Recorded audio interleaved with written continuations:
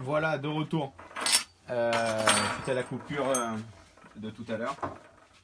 Je me suis fait encore surprendre avec le niveau de batterie. Donc bon, j'étais en train de vous expliquer la garde au sol. Et comme je vous disais, c'est pour ça que je fais rouler les roues. J'appuie une fois et je fais pas plus pour prendre ma garde au sol. Voilà. Donc là, je suis encore un chouille haut. Voilà. Là, je suis bien. Et quand je vous donnais l'exemple, là, je suis à 9, mon réglage classique. Mais regardez, je prends, je fais plusieurs fois comme ça.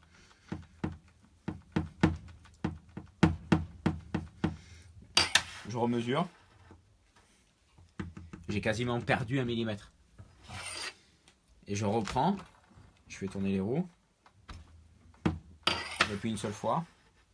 Voilà. Il y a quasiment 1 millimètre de différence.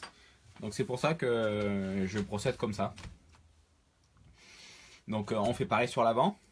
Donc là, en l'occurrence, c'est fait parce que je ne me suis pas aperçu dessus que ça avait coupé. Donc une fois la garde au sol faite, on est bon. Là, la garde au sol, je la fais toujours au dernier moment sur la piste avant de rouler. Parce que là, normalement, la garde au sol, on la fait voiture prête à rouler. Donc avec batterie et essence. Là, j'ai pas essence. Donc je sais que plus ou moins avec l'essence, je perds 1,5 mm devant. Je le sais par expérience. Donc là, j'ai réglé comme ça à 8,5 pour que je sois pas mal, quasiment dans le vrai, le jour où je pose la voiture sur un circuit pour aller rouler. Je vérifie toujours avant, mais je sais que je suis dans le vrai. Donc là, il n'y a plus que la radio à faire. Donc la radio, je prends, j'allume. Voilà, donc la radio, je fais rien d'exceptionnel.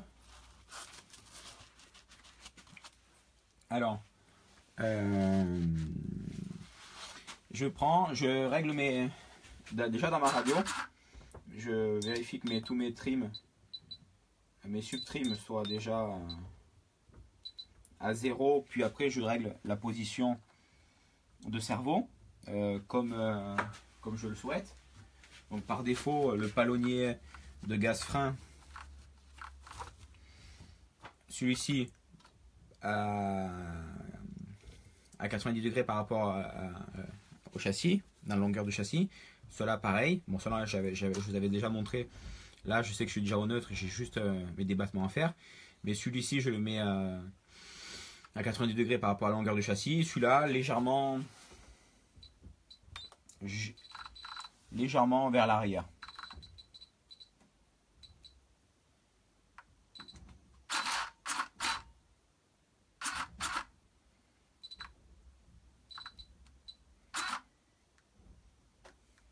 Voilà. Donc maintenant que la position elle est faite, je rapproche ma gaine, mon arrêt de tringlerie.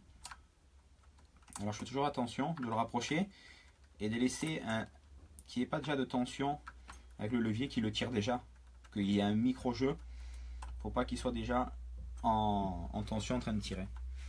Donc celui-ci, il était déjà réglé, le nut, donc mon arrêt de gaine, je le rapproche.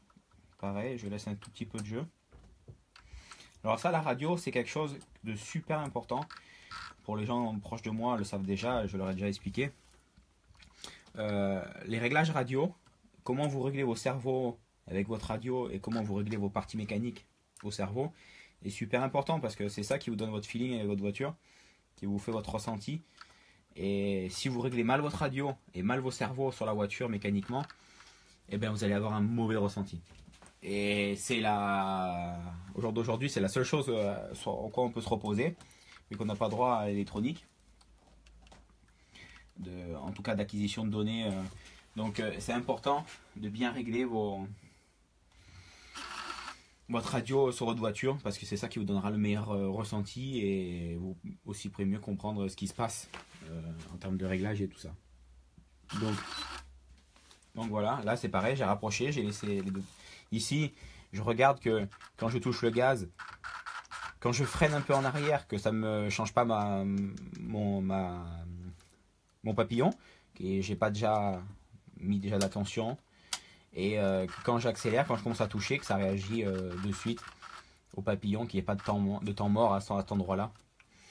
Voilà, donc une fois que j'ai fait ça, bon, les débattements de frein, par défaut, sur la radio, là j'ai déjà 40-35%. Bon, je laisse comme ça, je verrai en roulant. Moi, c'est quelque chose que je fais. Voilà, il y en a beaucoup qui le règlent comme ça. Moi, c'est quelque chose que presque je sais pas faire. Je le fais que en roulant. Donc, je sais pas du tout. De temps en temps, il y a des gens qui me demandent de regarder leur frein, mais je sais pas. C'est quelque chose que je fais qu'en roulant. Donc, je ne pourrais pas vous donner d'autres conseils à ce niveau-là. Les gaz. Voilà, là il y a un peu de course-board. On va augmenter un peu. Encore un petit peu. Alors la tringlerie de gaz, ça sert à rien d'accélérer à fond et ici qu'il n'y ait plus de jeu. Si à la fin ici vous avez un peu de jeu, 1 ou 2 mm, ça c'est bien parce que ça évite de tirer, déjà de tirer fort le carbu et presque d'exagérer, que ça tire sur le moteur, que ça abîme le carbu, que ça tire sur le moteur et que ça met des tensions pour pas un frein. Inutile. Parce que surtout que si vous accélérez à fond ou qu'il y a un petit 1 mm de... Regardez, je sais pas si on voit. Je vais vous rapprocher, vous voyez le petit jeu que j'ai. Voilà, moi je laisse toujours comme ça. Ça change rien du tout à la consommation, à la performance ou quoi que ce soit. Mais ça évite d'abîmer les carbus et de tirer de trop pour pas grand chose. Donc voilà, frein, gaz, c'est fait. Mon FiSafe. Donc pour mon FiSafe, je le règle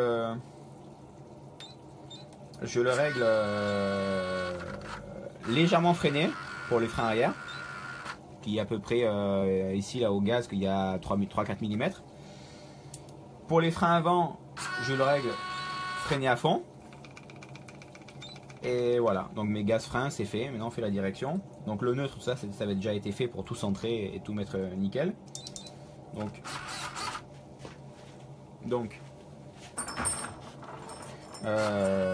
voilà, là on voit que je peux en rajouter. Donc je rajoute.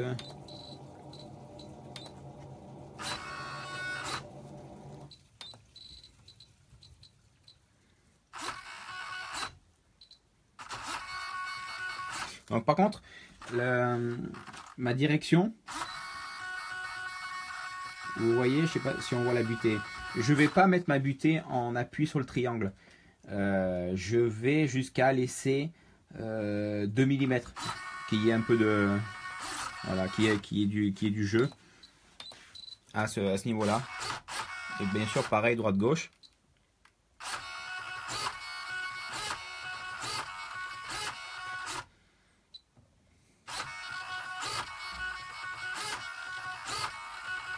Voilà, j'ai réglé mes fins de direction.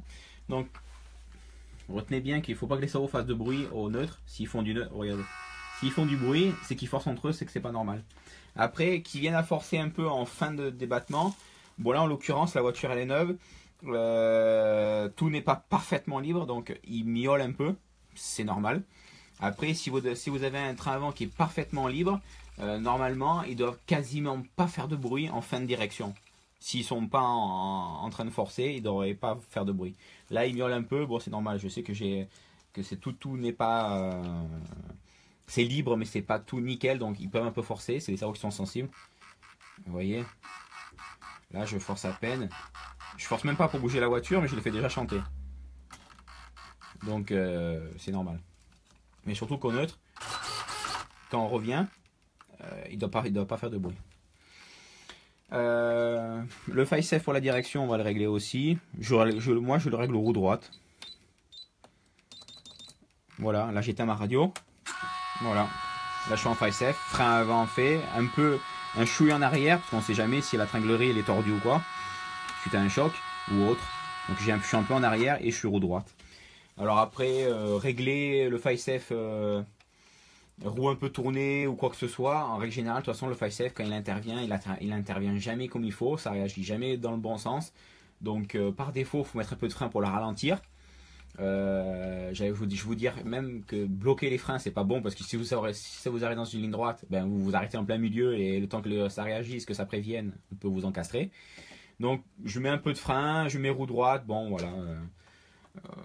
Il n'y a pas de solution miracle de toute façon quand il y a des problèmes radio. Donc, par contre, faites attention de bien le régler le FiSafe, parce que de temps en temps il y a des gens qui ont des problèmes radio et ils s'aperçoivent pas que en fait ils ont plus de batterie ou quoi, et ça se met en FiSafe, et en fait ça se met pas au frein, ça se met quand on n'a pas de chance en plein gaz, et là ça fait mal. Ça fait mal pour plein d'écran, surtout parce que c'est une erreur d'intention. Donc voilà, vous avez découvert ma préparation de A à Z d'une 1/5e. Donc là en l'occurrence c'est la voiture que j'ai montée, une Genius XR4 pour le chemin d'Europe la semaine prochaine. Pour faire un petit résumé, je l'ai équipé d'un Abarth Legend avec un allumage SCS, avec une boîte à air Genius Carbone, le Venturi qui est avec la boîte à air. J'ai mis un échappement titane Best Pipe, Madine Abarth. J'ai mis l'option embrayage Syntax. Sur le moteur, en option, j'ai rajouté le renfort carbu, j'ai rajouté le joint large pour le refroidissement au niveau du coude. La voiture, j'ai mis le kit racing qui comprend l'échappe alu, le bouchon de réservoir et le réservoir de compensation. J'ai rajouté les soufflets de barre anti-roulis, les supports de pot, d'accu et le support d'amortisseur avant en carbone. Le différentiel, j'ai mis un SCS. Les soufflets de barre anti-roulis, je crois que je vous les ai dit. Voilà. Dernière chose en réglage, j'utilise du plomb. J'utilise les lestes. Donc voilà, là je vais mettre un lest de 50 grammes sous le train avant. C'est quelque chose que j'utilise tout le temps, parce que suivant comment on monte la voiture, donc si vous la montez dans une configuration similaire à la mienne, avec un échappement en titane, boîte à air carbone et une carrosserie plutôt légère, vous allez être un peu en dessous du poids. Donc il faut la relester. Si vous la lestez de manière neutre, il faut mettre du poids sous le réservoir ou au maximum sous la platine. Moi volontairement, je suis un peu léger, je le sais. Donc je mets du poids volontairement sur le train avant. Donc je mets 50 grammes pour la mettre au poids et influencer mon équilibre de voiture. Donc le poids, je mets 50 grammes. Il existe le 50 et le 100. Le poids donne une voiture un peu plus incisive et après en virage un peu plus sous-vireuse. Donc après c'est question de feeling. Essayez, enlevez-le. De toute façon, le poids on peut le mettre ou devant ou derrière. Donc derrière, personnellement, j'aime pas trop. J'ai essayé, mais j'aime pas trop. Donc devant, j'aime bien avoir le 50 grammes. Quand il y a beaucoup de grippe, là justement on lutte parce qu'on a beaucoup trop de train avant, on peut mettre le 100 grammes qui aura tendance à tout simplement que la force centrifuge en virage la faire plus sous-virer. Et voilà. Donc je pense vous avoir tout dit. J'espère que ça vous a plu. C'est quelque chose que ça fait un moment que je voulais faire. Puis finalement là je me suis lancé très simplement. Et j'ai eu beaucoup de bons retours de gens qui m'ont appelé et envoyé des messages pour me dire qu'ils étaient super contents de voir ça. Des clients et peut-être futurs clients qui m'ont dit que même s'ils n'avaient pas de Genius, ça leur servait et qu'ils appréciaient beaucoup. Donc ça me fait très plaisir de ces retours-là. Et donc voilà, comme je l'ai dit, je vous ai présenté la préparation de ma voiture, même la platine radio quand j'ai monté les servos. Donc c'est très basique, mais je vous ai tout montré de A à Z. La seule chose que je vous ai pas montré, c'est comment j'ai taillé ici mes plots de carrosserie. Bon, ça tout simplement un coup de cutter ou un coup de scie pour les mettre à la largeur requise pour pas avoir la carrosserie qui est trop ouverte, suivant le modèle qu'on a. Mais sinon tout le reste, je vous ai rien caché, tout montré. Partie moteur, je vous montrerai à l'occasion au jour où j'ai un moteur neuf où je monte des supports, parce que là en l'occurrence ils étaient déjà tous prêts avec des supports. Mais voilà, je vous ai montré un peu l'envers du décor, ce qu'on sait, ce qu'on imagine ou qu'on n'imagine pas, qu'on doute ou qu'on redoute. Voilà comment je prépare une voiture au jour d'aujourd'hui, une Genius XR4, ça se prépare très simplement. Et puis voilà, n'hésitez pas à me donner vos retours si ça vous a plu. Et puis comme je vous ai dit, je vous en ferai sûrement d'autres. Là, pour le chemin d'Europe, il me reste carrosserie à préparer. J'ai des carrosseries neuves à faire. Donc là, les carrosseries, c'est un boulot qui est long et chiant parce que c'est quelque chose où j'y accorde beaucoup d'importance à fignoler les détails, à bien la poser sur la voiture. Parce que surtout les carrosseries, c'est quelque chose que si on y fait attention, ça peut durer très longtemps. Donc une carrosserie mal posée, en général, et ben, vu qu'elle est mal posée, eh ben, on est un peu ronchon et on fait un peu moins attention et puis elle dure pas longtemps. Donc c'est clair que je prends mon temps pour bien les poser. Je suis très strict et très exigeant là-dessus. Et voilà, il ne me reste plus que ça à faire. Peut-être ce week-end, même sûrement ce week-end, j'irai faire un petit tour avec ma deuxième voiture pour aller roder un moteur. Et voilà, vous connaissez les entrailles de ma voiture et de tout ce que je fais. Donc maintenant, il n'y a plus qu'à de votre côté à faire. J'espère que ça vous, en tout cas, ça vous a aidé. Moi, je vous donne tous mes points de vue et j'ai essayé de détailler et d'expliquer le pourquoi du comment. Donc voilà. Et ben sur ce, je sais pas quand je vais en refaire. Peut-être que maintenant j'ai pris l'habitude, je vais vous en faire plus souvent. Mais voilà, en tout cas, ça m'a fait plaisir de faire partager ce que je fais. Messieurs, bonne journée, bonne semaine, bon bricolage et à bientôt en piste ou téléphone ou tout ça. Allez, au revoir.